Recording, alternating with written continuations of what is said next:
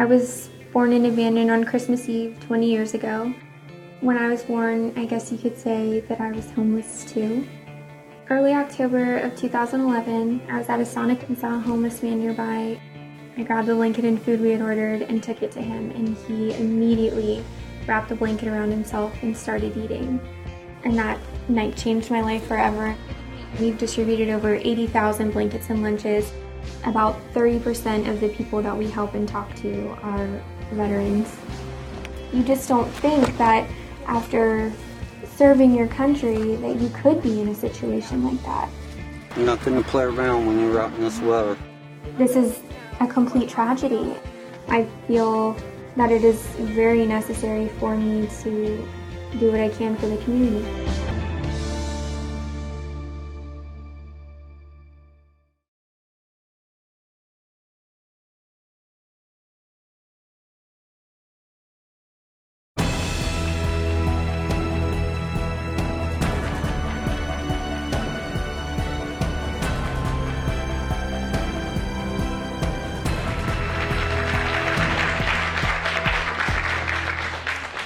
More than 800,000 veterans call the Commonwealth of Virginia home. The Honorable Terry McAuliffe, Governor of Virginia, has repeatedly said that the needs of our veterans is one of his top priorities. He graciously agreed to join us today to talk more about the efforts currently underway to serve Virginia's veteran population. Governor McAuliffe. Well, thank you, Lisa, and thank you for giving me this opportunity, and good evening, everyone. I serve as governor of the greatest state in the United States of America. And one of the reasons we're the greatest state is because of our veteran population. As Lisa mentioned, we have over 800,000 veterans here in the Commonwealth of Virginia. We have more veterans under the age of 25 than any state in America. We have more female veterans than any state in America. And we have the fastest growing veteran population in the United States of America. Virginia is very unique. 27 military installations, the largest naval base in the world, the Pentagon, CIA, Quantico, Langley Air Force Base. So, with all those folks who've worked for our military, who have put that uniform on every single day to protect our Commonwealth and our nation, we have a responsibility. So, a tremendous honor to have so many veterans, but also there is a responsibility that we here in the Commonwealth do everything that we possibly can. That's why I've led the efforts to make sure we have a job immediately available for our veterans. That's why I worked with our community colleges to get credentials to our military personnel so they can get credit for the military training that they already have had. It's important that we provide health care. And at times when the federal government and the VA doesn't seem able to do it, we can't stand idly by. And that's why I signed legislation to open up 2 new facilities, health care facilities paid for by the state in Hampton Roads region and Northern Virginia to provide for our veterans. In addition, we need to make it easier for our veterans to understand the myriad of forms they have to fill out so they can get the benefits that they're entitled to do. I've also called for the hiring of 20,000 veterans by the time I leave office. I am the son of a World War II Army captain and the father of a second lieutenant in the United States Marines. I love our military and I love our military personnel. And as governor, I'm going to do everything that we possibly can to make sure that we are the most veteran-friendly state in the United States of America. Thank you. Thank you, Governor McAuliffe. WHRO has led its own efforts to support our veteran community by sharing their struggles and successes in our award-winning 8-part online series, Veterans Coming Home. In it, we cast a spotlight on the challenges facing servicemen and women as they transition back into civilian life. But the challenges faced by our men and women in uniform are considerable.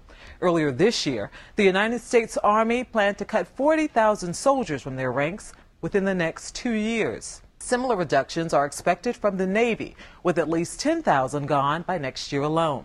And some, like you're about to see, never saw it coming.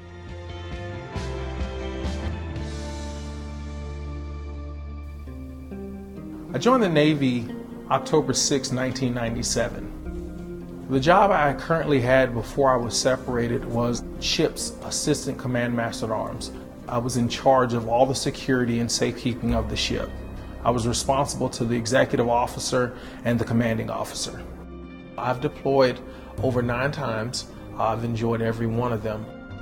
I've been awarded the Navy Achievement Medal 4 times for distinguished service. I've been awarded the Good Conduct Medal for superior performance. A lot of operations I've conducted with NATO allowed me to earn medals with their units also. The Navy took me out of a small town in Meridian, Mississippi. It took me all over the world. When I was given the notice that I would not be retained in the Navy, I felt unwanted. I felt used. I felt betrayed, because this is a Navy I had risked my life for.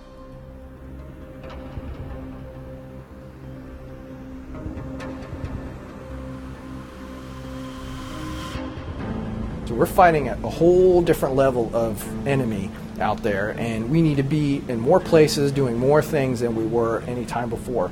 And what's happening, for example, is they're sending notices to people that are on the battlefield, okay, saying, you're done. So I was good enough to go into battle and get my head blown off, but at some point, because of a number, I have to go. When I was told that I would not be retained in the Navy, I was not given an answer as to why, other than there was an overmanning in rates, and to this day I still have not been told exactly what the issue was with my record and or my performance. I currently had 14 years and 11 months, so I was just short of 15 years by 20 to 30 days.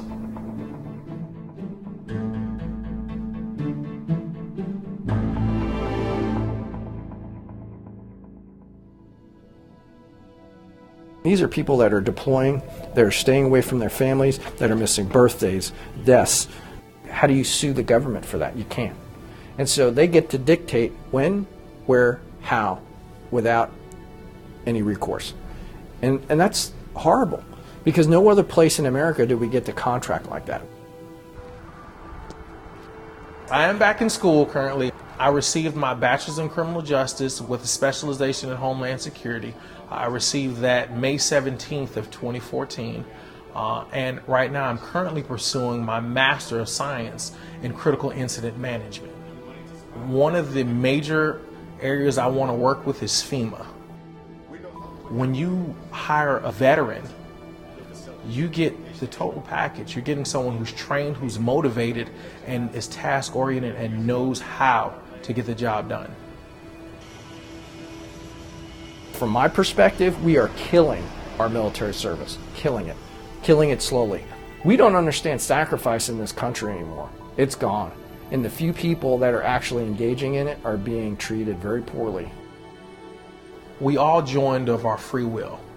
We swore to defend the country against enemies foreign and domestic. We said we would die for our country. We signed a binding legal contract. We did not sign up to be dismissed at any given point in time when we weren't needed, especially those of us who had time left on our contracts. When they say, hey, we just don't need you anymore, that was a travesty. There should have been a better approach at how they did that.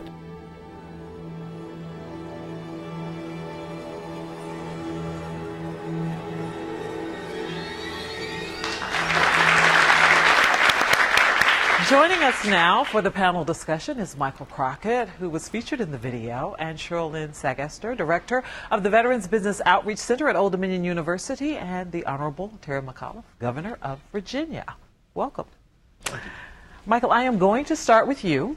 When we last spoke, you were in school. Where are you in your transition at this point? Well, as you know, I had to relocate to Chicago. I graduated a few months ago from my master's program. I'm currently pursuing a second master's in human resources. I am currently working for a pharmaceutical company in the local area of Chicago. So things have gotten better.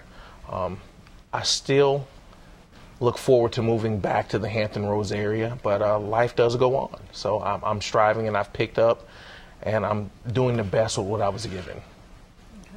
Sherilyn, what are you seeing as far as the numbers coming to see you because of the downsizing? They're tremendous, Lisa. We currently have over 800 plus active clients at the Veteran Business Outreach Center. They are clients from all branches of the service, military spouses, so on and so forth. And of those clients, we've launched about 152 new small businesses and created over about 450 new jobs and about $25 million to the economy. With all the downsizing that is going on, Governor McAuliffe, where does that put the region? How do you see that impacting the region? Because we rely so heavily on military businesses, different things like that. And we do. And this is something I've talked about consistently. We need to build the new Virginia economy. We've had tremendous success. I've just announced the lowest unemployment rate we've had since 2008. And your veteran is your best employee you can get, highly motivated, highly disciplined. We want to match their skill sets today with the jobs we have open today. Sherlyn, when we talk about people transitioning, and I know there've got to be some of those military jobs that are that don't quite match exactly what's out there. What are you doing for those folks? We are helping them to re-career, take their skill sets from government military jobs and converting them over to private sector. We have a program, for example, at ODU right now. It's a brand new program called the Gov to Com program, and that's specifically for those that are coming out of the military government sector, transitioning back into private sector. We're able to help take them from that point and convert them and handhold them over into the private sector to make sure, as the governor was saying, that we can keep our military talent and our talent here in Hampton Roads. Good evening to all the panelists up there. Governor, my question is, how do you feel the employer community has responded to the downsizing and all the veterans we have here in the state? I think with the downsizing, it really has affected a lot of the businesses that we have here. It's such a huge part of our ability, as we mentioned, our state income. It's unfortunate that Congress can't get their act together. The idea that they can't come together and come up with a budget, as you know, a continuing resolution, which is what we've been operating under, is the same thing as a sort of slow rolling sequestration with a CR. Congress needs to get their act together, and they need to come up and do a budget. They need to fund the Highway Trust Fund. These are big issues that have such an impact on the Commonwealth of Virginia. But my point is cybersecurity, data, all the big data that's going on today. There are hundreds of thousands of jobs, renewable energy, that we are going to create here in the Commonwealth of Virginia, making sure we're putting our skill sets together. I just brought in a major investor that came into the Commonwealth of Virginia, very high tech, told me that I will hire every possible person you can give me that knows how to do code writing. So that's an emphasis. We need to get all of when our veterans come off of active duty to go into veteran status, that we are now giving them a credential for code writing. I can move you right into the workforce.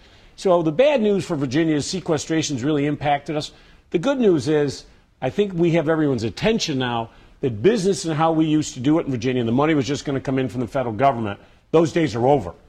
We have to build a new diversified economy. So to go to your question, our employers are waking up and realizing we got to do business differently, and we need to lead the nation. Michael, I have another question for you. What do you say to someone that's in the military making a career out of it? I would tell them to explore every option when it comes to education and not to focus so much on relying on the military as solely as a career, because as you see, nothing is permanent. So I would have them focus more on education, looking towards the next 5 years. If you're not in the Navy, what are your plans for working in the civilian sector? Have you thought about that? I would always tell them, as soon as possible, start going to college, get an education, get a background, get a technical trade. Like you said, cyber coding, cybersecurity, these are the hottest topics and hottest jobs out there on the market. Had I been told that when I came in, I know I'd be a lot further, and it would have made a transition a lot smoother. But what the sailors today are seeing that I didn't see is a trend. They'll come in for a few years and then their term's up. So they have to be psychologically ready to move to the next step. So I just tell them to stay focused and look for other things, look for other avenues. My goal is to help those who are coming behind me not have to go through those same steps and struggles, and ensure that they're successful as they transition out or transition on to the next step. When we first did the involuntary separation story, we had calls from people, and some said, well, businesses lay people off all the time. You know, that's just part of life. I'll say this. Layoffs are a part of life, but when you sign a contract, which is a legally binding document, and you terminate it, in the civilian sector, there's repercussions from that. There's lawsuits, there's penalties. Well, with the government, it doesn't work that way. In the military, I had a year and 6 months left on my contract. I have no avenues to pursue after that. They just tell me, hey, you know what, we're overmanned. I'm sorry, but that's that. Yes, we understand you had a year left on your contract, but it is what it is. And I really hate to hear that, but there's nothing you can do. Michael is right on point in that look ahead. And we tell our young sailors and soldiers all the time, what's your next step? And we try to help lead them and guide them towards that next step. And usually it involves some type of training, whether it's a trade or whether it's a Bachelor of Science degree from a university or whatever that may be. But he's exactly right. Thinking about that next step and planning for it is crucial, because nothing in life in this highly competitive world is guaranteed anymore. We have to do a better job, and that's why we're trying to focus now in literally with our veterans to make sure early on we're starting that process to make sure our veterans have a credential. If you have the right credential, we can move you right into the workforce. We have jobs open today. 30,000 jobs open in Northern Virginia today, most of them in the tech space. That's $3 billion, $3 billion of annual revenue, payroll revenue. It costs the Commonwealth $15 million a day. So we've got to match the two, put the skills, credentialing together with the jobs that exist. Okay. This is Rhonda, who was in the military 26 years? Yes, ma'am. Okay, go right ahead. Life in the military is not life in corporate America. It is how we live. So when you stop our life and tell us we have to leave the military and then find a way to live in the civilian and corporate America, that culture doesn't always blend. So I ask, what suggestions do you have to our younger military coming out? What are we helping them? How are we helping them transition? We support them through areas of mentoring, coaching, counseling, education, training, whatever it takes. We will handhold them through that period for however long it takes to transition them from that military life way of thinking into the private sector. And you're right, I am a veteran of both the Navy and the Army. I loved it. I'm very military minded, and so it's a tough transition. I've done it, but it can be done, and with the right support from a center and a resource such as ours. And by the way, all of these resources are available free of charge. Okay. And the one thing we're trying to do is build a portal.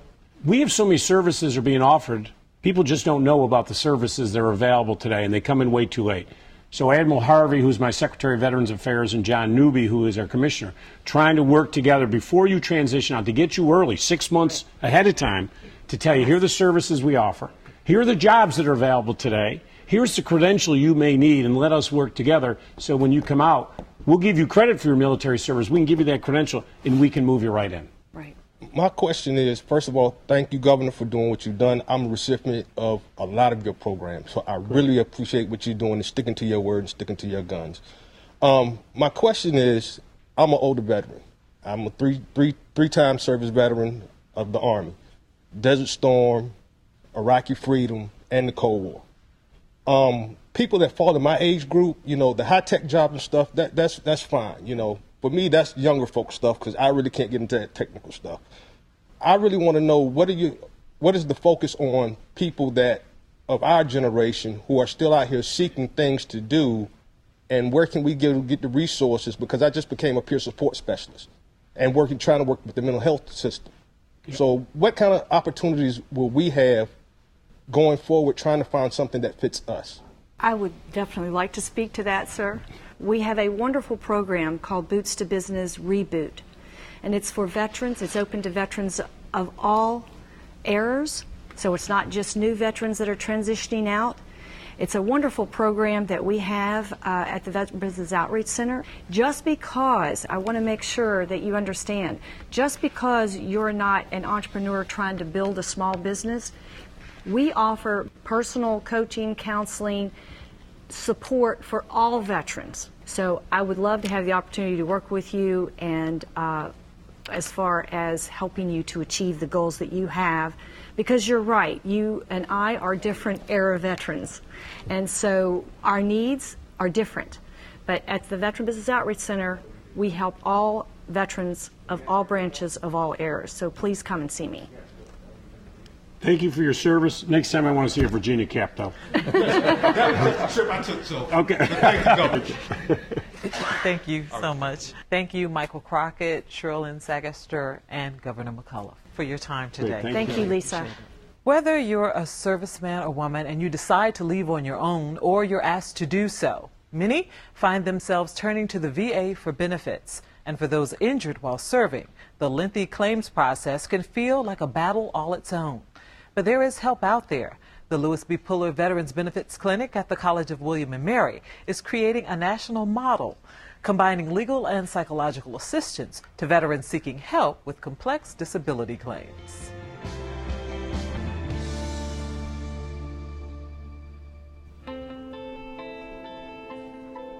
Once I had been discharged from the Air Force, I was told that I needed to file a claim within that year, which I did. And I was denied the claim because they said that the damage to my knee, to my back, and to my face were all a part of the normal growth process. I was denied any compensation based on that reason. The thing about help with the disability claims process is that it's not about how much money somebody has or how much intelligence somebody has. It can be a complex process to navigate no matter how much education and experience you might have.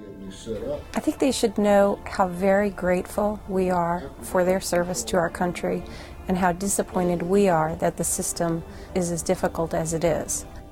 Every veteran out there might encounter difficulties with this process.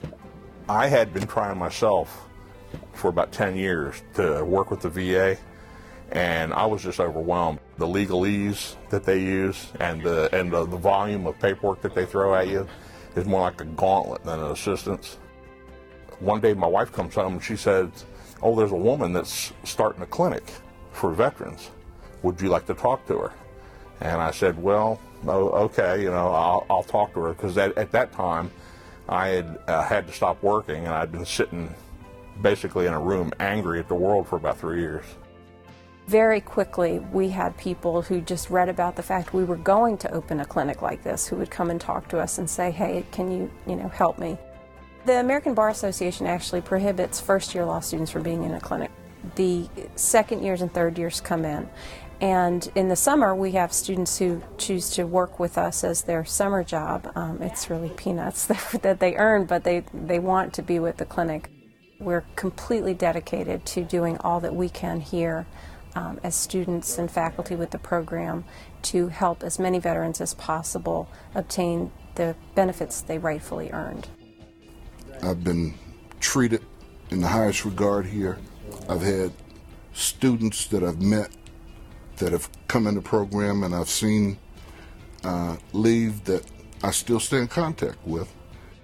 One of our alumni at the school here reached out to me during the application process, and his class, the class of 74, was actually responsible for putting the funds together for the clinic to start it up.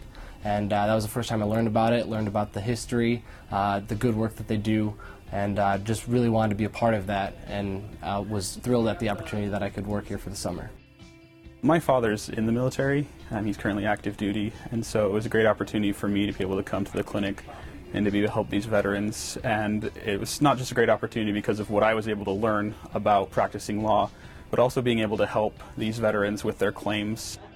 It's also helpful to the VA by utilizing the thorough fact and legal research investigation that we do and the analysis of these claims.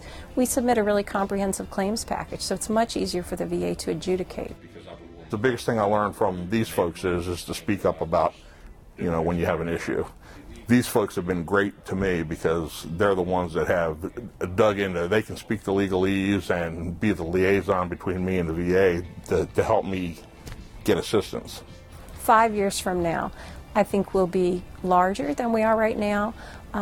I think that we'll have expanded this model across the country to many more law schools, and that there'll be more veterans receiving this kind of help. Being able to get a total package of 100% disability. I couldn't have done it without the school. No way.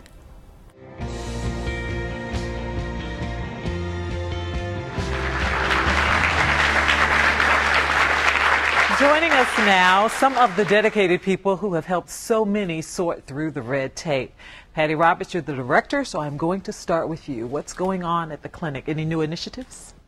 Thank you, Lisa. We're so pleased to be here, and there are new initiatives. We continue to provide disability compensation assistance and discharge upgrade assistance to our local veterans, but we're also expanding that model because there are only so many veterans whom we can undertake long-term representation for.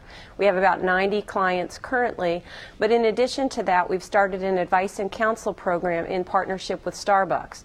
So 2 Mondays a month, we spend an afternoon at a local Starbucks, and we schedule appointments with veterans, service members, and their families who may like some advice and counsel on what next steps to take so that they can move forward in the process in a way that is more clear to them and more effective to their claim. Now, Patty, when a veteran walks into the Puller Clinic with their paperwork, what is the first thing that they can expect? I think that's a really good question. If you don't mind, I'm going to turn to our students to tell you, because they are so responsible for the great service we're able to provide to the veterans. Absolutely. So when the veteran comes in to the clinic, one of the first things that they can expect is we'll greet them, take them to a conference room, and we need to fill out paperwork because we need to make sure that we're authorized on their behalf to act on their behalf for the VA and get the records that we need. But one of the most important things that they can expect is we're going to want to talk to them. We want to hear their story, want to hear what they've gone through, because we want to be able to support them. And it's one of the most bittersweet experiences I've had in my life, because it's great to hear their stories and to know that we'll be able to help them, but it's very emotional at times. These veterans have gone through a lot, and a lot of times they feel ignored, the VA isn't helping them out, and so when they come to us, we're almost throwing them a lifeline, if you will. And it's just a great experience to be able to hear that story and let them know, oh, we're going to help you. They don't just tell us their story like they may have to the VA and they said, okay, cool, let's fill out this paper and get back to us. We're able to say, okay, we're going to help you. Here's what we're going to do, and here's what we need from you. All right, would you like to add something, Scott? Sure, absolutely. It's certainly a dynamic process for us, especially, and it definitely starts right when they first come into the clinic. You know, some information is absolutely what we need to kind of do our assignments and help them out, but a lot of times the information that we need is sometimes the information that they're least willing to give up voluntarily. So at the same time, we're trying to build kind of trust and confidence in what we do, but we're kind of, you know, really looking for some valuable information that might be tough to get. But at the end of the day, I think just reinforcing the message that we're here to help, and anything that we could do to help at all is what our mission is, and hopefully, you know, we can help them in any way that we can. I would imagine you, all the law students, you build a bond, and I know you all eventually graduate, so do you stay in touch with the folks, or do you pass off their paperwork to someone else? How does that work? Yeah, as new students come into the clinic, they take over our old cases. But just a story from my time, my first summer of law school I spent at the clinic, and I worked with a veteran. And just the nature of the process, it can take quite a while, years sometimes. And I just came back to the clinic now during school and found out that one of the veterans' cases I'd worked on had actually gotten the benefits we had fought for him, which is a great experience. And again, a bittersweet because I was so excited for him, but I had passed that off to someone else and they had gone through that. But where I know I come back and check often on the clients that I had worked on to see how their case is progressing. Joining me now is Keith, and Keith has a question. Yes, my question is, I'm a Vietnam vet. I have Agent Orange, and it's taken me almost 20 years to get that. What can you do to move that process on? Because this is something that happened a long time ago. What can be done about that? Because I've been turned down 4 times, and I'm still trying to get it. But the people, I have to say this, the people at Stop organization, they helped get me to where I am now. And I thank them for that, but now I need to find out from you what what can you do for that? Well, thank you so much for sharing your story and, of course, for your service. We have a tremendous number of Vietnam veterans who come in seeking our assistance because of exactly the problems that you're mentioning. And it is challenging for the veteran, but also for us as their attorneys and advocates, because it's been decades since you were exposed. It's been decades since those injuries might have occurred or these disabilities started. So, for instance, we need to provide evidence that you were exposed to Agent Orange. Sometimes that's very obvious, sometimes it's not so obvious. And then we have to show that you have current disabilities that are related to that Agent Orange. I know a question that has been posed to me from time and time again when they talk about law students working with veterans. They ask how closely you work with attorneys when you're going over someone's paperwork and the cases. So. Absolutely. And we always have a supervising attorney, someone that has to sign off on everything that we're doing. And so anytime we are filing a brief in front of the VA or doing anything of that nature, it always runs through a supervising attorney, and they work very closely to make sure that both that we're not missing anything and just to make sure that we're doing the proper amount of work. Okay. Joining me now is Catherine. Hi, Catherine. Hi, how are you? Your question? Yes. My question regards the fact that there have been very many national demonstrations of mental suffering of veterans in Army bases and recently in the Naval Shipyard. What is being done to determine that these people can actually get the psychological counseling and help that they need? Certainly, if we have asked the men and women in uniform to be put in situations where they suffer from psychological injuries, then we have the responsibility to provide them the assistance to overcome and recover from those injuries and get the treatment they deserve. What we do is we'll refer a veteran for assessment and evaluation to one of our partners, and it's a very thorough evaluation, 6 to 8 hours that they receive multiple tests, over a dozen testing instruments. And then at least the veteran knows what the diagnoses are that he or she are dealing with, and they can then get proper care, whether it's in the private sector or in the public sector or with the VA, and also with our partners. I would imagine other schools and other areas really want to copy what's happening here. Have you been approached? Yes, we have been. The White House early on asked us to prepare a playbook for other law schools so that they had an ability to replicate our model. And Senator Mark Warner has been a tremendous advocate for having this model replicated nationwide. We're now part of a coalition of 25 law schools across the country who are providing work for veterans, and all on a pro bono basis. Okay, I want to ask Scott and Aaron, without giving us any names, what are some of the cases that you worked on that you're most proud of? Sure. The cases that we have, they range in all kinds of different kind of issues or claims. And truly, some of the cases that we have, they're cases that otherwise maybe wouldn't have the kind of same attention. They're hard cases. So we have a lot of the PTSD cases. Those are always very, very difficult to get through. Always you have to lend the supporting hand to the client there. So those cases, when we can do substantial work on those and get that kind of claim package out, it always feels pretty good to get those done. Other times it's kind of the more basic injuries, whether it's the ankle injury that keeps pestering them after their service. Those are things that we can help with too. And then even the Agent Orange issues that a lot of veterans face from the Vietnam era, we can work on those too.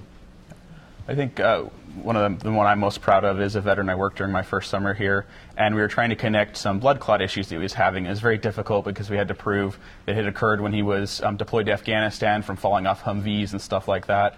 And just the process we had to go through, because the VA had denied it numerous times, and we had to get his medical records, had to coordinate with the doctor to have him look over it and write the brief and send it to the VA, and he eventually got service connected for those issues. And just one of the reasons I was so proud of that is it was one of those times where he probably would not have gotten that if we had not been able to work on his case, if we hadn't been able to work with the doctor. And so not just me, but the numerous students that had worked on his case, it was a very proud moment for all of us because we knew that we were actually making a difference in his life. Okay, I'd like to thank all of you for being here today. Thank you so much. Thank you for your time.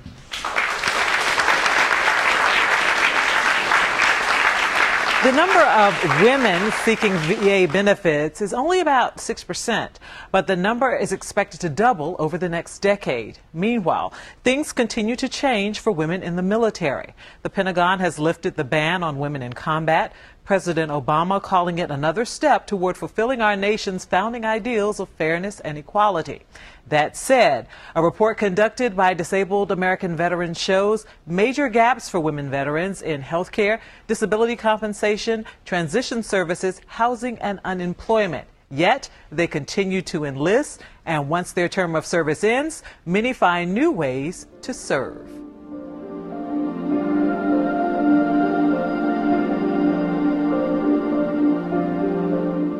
You know, when I was in the service, I was single, so I identified myself as I was still somebody's kid at that point. I was 20 years old, and I was very, very young. You went as a mother, which had to be very different emotionally to prepare not only yourself, but your family for what you were going to do. Yeah, it was hard. It was a hard decision because it actually was a decision to go. My name showed up on a list, and I could have waited to see if I got the call to go, but I didn't. I picked up the phone and said, this is where I want to go, which was Afghanistan. I want to go to the headquarters, and this is the time frame I want to go in. And so they accommodated that, found me a set of orders. It was hard because it was, for me, very professionally rewarding. It was very intriguing. I was very excited. I wanted the challenge, but obviously, you know, I knew on the personal side how hard it was going to be. Obviously, 160 of America's daughters that have been out there. I am definitely looking forward to the final tribute portion of the run, where I'll get to carry the photo of one of the women that we lost, Major Megan McClung. But there's various people along the way that I'll be running with that I'm also just really looking forward to spending some time with. I feel like as women, we fight a lot of things in our lives that the guys sometimes don't always have to think about. No one's going to judge them. They're not the primary caregiver, so they don't have to make all the at-home preparations that you have to make as a mother leaving. Right.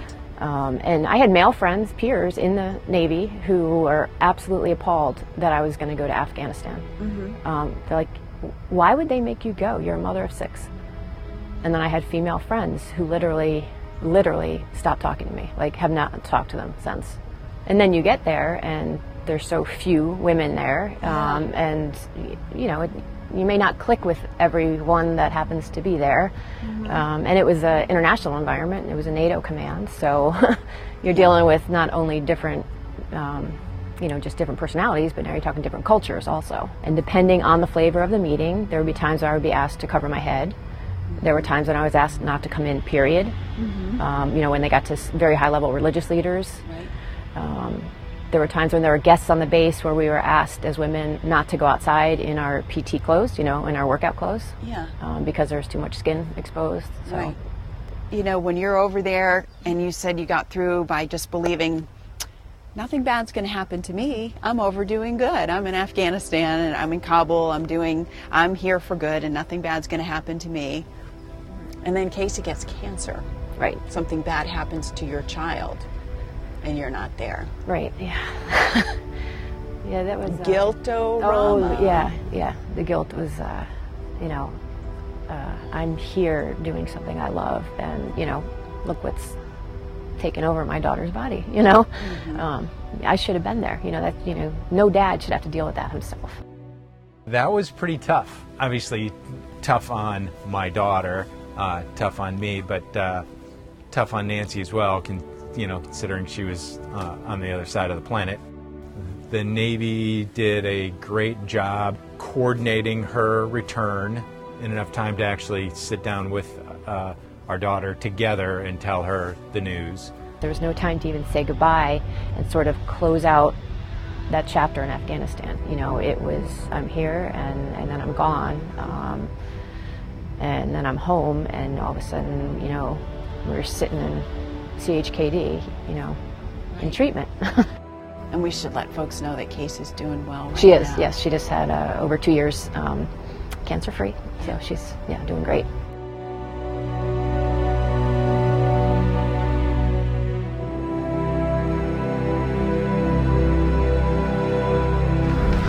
When people hear about the Valor Run, it would be easy to assume, boy, Nancy must have had a close friend, must have lost a close friend or known somebody. Yeah, I think people expect some, very dramatic story about a loss that I have experienced, and I didn't. Gratefully, I didn't. It really hit home when I went to the Women's Memorial and started looking through the book, and and it was the book of women that we'd lost in Iraq and Afghanistan. I kept going and going, and I'm like, I had no idea. We're doing this in memory of people, and there is, at least a sober moment, in each leg of that run where they are on everybody's mind. United States Army Lieutenant Colonel Jamie Leonard, 39, June 8th, 2013, Afghanistan. United States Army Specialist Ember Alt, 21, June 18th, 2013, Afghanistan. I think it gives other women in the service a way to kind of rally around them, to bring ourselves together and kind of, think about, hey, look at all the sacrifices that we are making.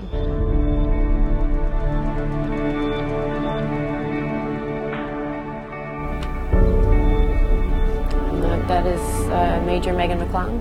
I was talking about her yesterday in the email that I had got from her mother, and how much that meant to me, especially yesterday when I was really struggling, when she's like, I know Meg is running alongside of you. I can't imagine the hole in the lives of so many families where their child or their mother or their wife went away and there was never a final chance to say goodbye. In some cases, probably not even great understanding of what exactly happened. And it's a big hole in a lot of people's lives. It's been an absolute honor to do this and to get the support from so many people. God bless you. God bless the United States. That's really what I hope people understand out of this, is that there's people all over the place who lost somebody, so you and I can sit here and have the freedom to discuss all this. Absolutely.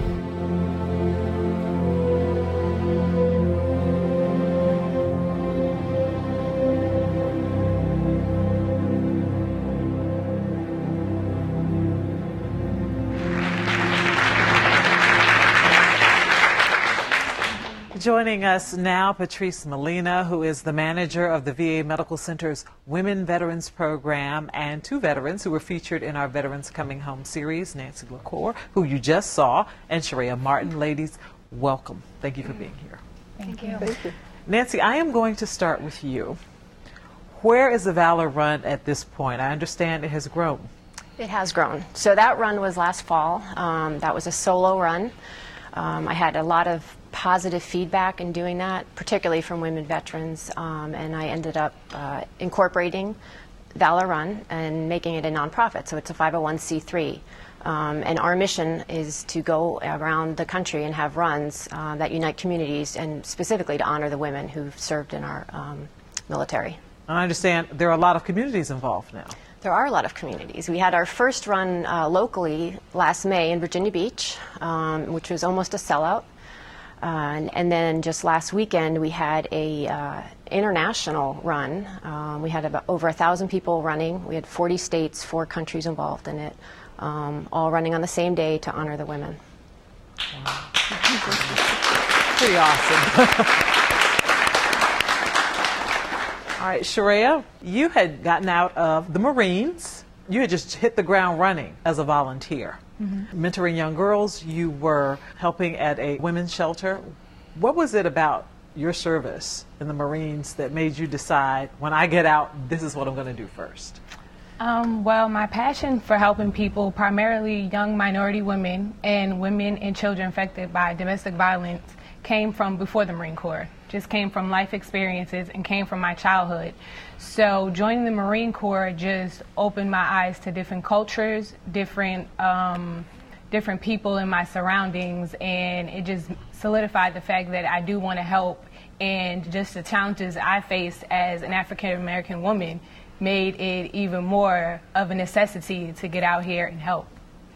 All right, speaking of those necessities and needs that are out there, I'm curious because, Nancy, you were speaking in the video about some of the different things that you had to adjust to when you were over in Afghanistan. What was your biggest challenge, either while in the military or as you went into the reserves? Well, I think as I alluded to in the video, one of the biggest challenges I think for women is just connecting with other women who are doing what you're doing.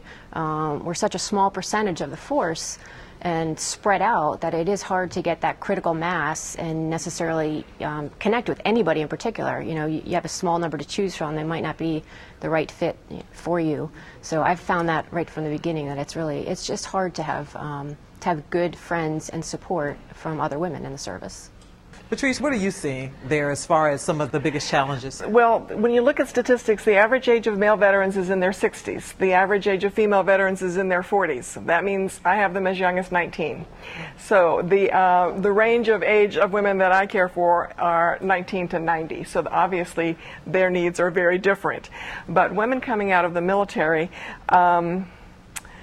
they have served in combat areas way before it was officially combat areas, so they come out with very different physical complaints just from the way that they have to wear helmets and vests and very heavy packs that were not necessarily designed for women.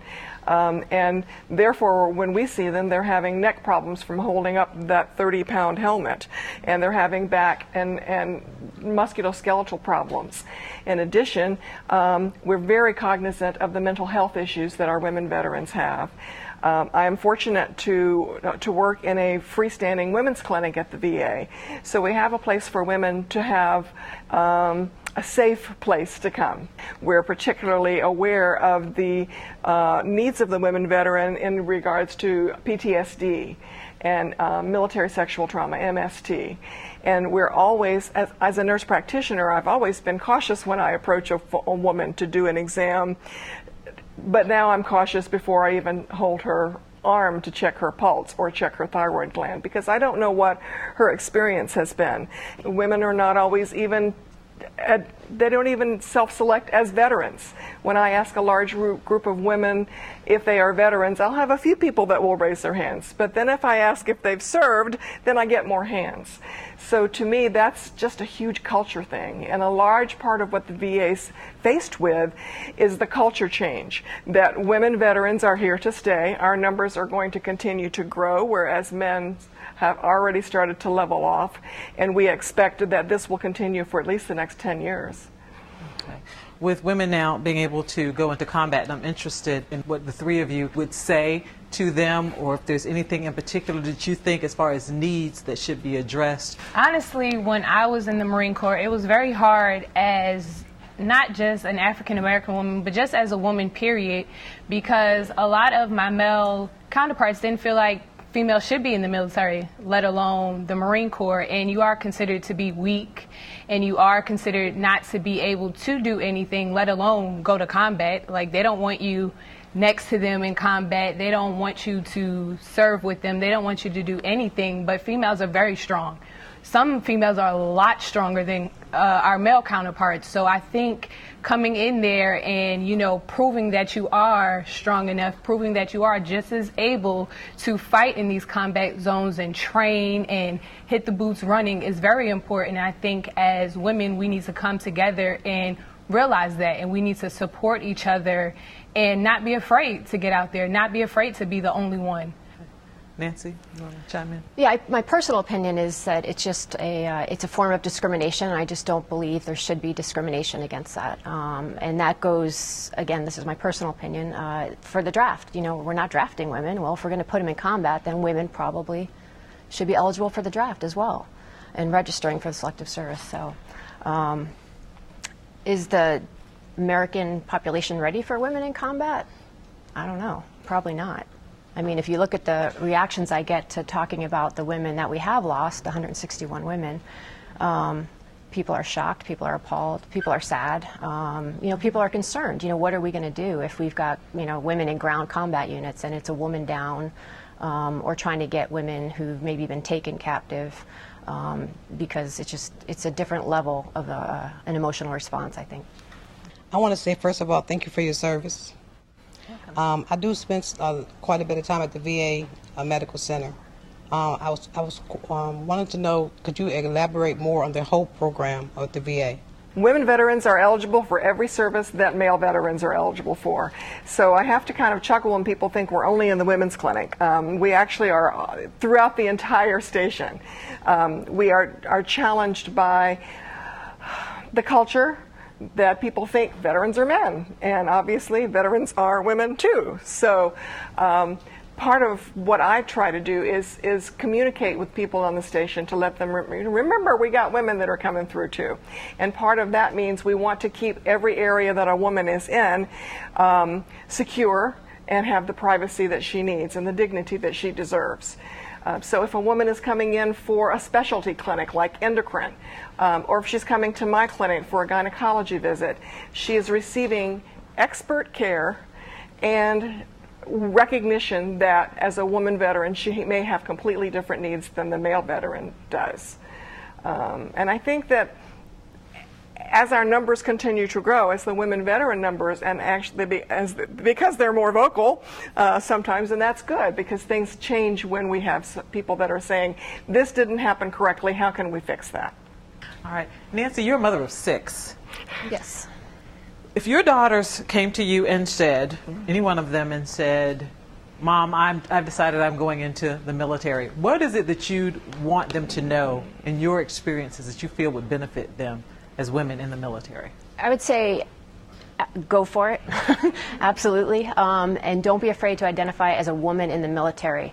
I think that when I started, especially being in aviation, there was a tendency to just want to blend in and not really call attention to the fact that you were a woman. It wasn't like, no one ever talked about it. No one ever told me to act like that. It was just sort of intuitive that at my time, at my generation, we did sort of just work more on blending in. And I think as I've realized as I've gotten older and more senior that you do need the support. It's okay to recognize the fact that you are a woman in the service and you do have special needs and special talents. And so that's what I would tell them, it's okay, go for it. Be one of the boys, but don't be afraid to be a girl. Maggie, you have a question? As women veterans, is there anything you wish your male counterparts specifically knew about your position? I'll speak from my personal experience. I don't look like I joined the United States Marine Corps. I don't look like I would be in anybody's military, but I was, and I did an awesome job, and I was just as tough, and I was just as capable of handling myself. Now, I am a very nice person, and I'm friendly, but that doesn't mean I'm not competent enough. That doesn't mean you shouldn't respect me. That doesn't mean I can't, do my job. Just because I'm not as aggressive, or I may not see your views on different things, or may not handle things differently, doesn't mean I'm weak, So I think, males sometimes should be a little bit more open-minded and take the time to realize that female Marines, soldiers, sailors, whomever they are here to stay. And, you should learn to work together with females, not just kind of put them in a box or talk about them or pass judgment. So just be open-minded. One other question I have for you, Patrice. You were talking about women and PTSD. Mm-hmm. We don't really even think a lot about that. I think that the fact that the VA recognizes that, and it's part of what we query veterans every single year.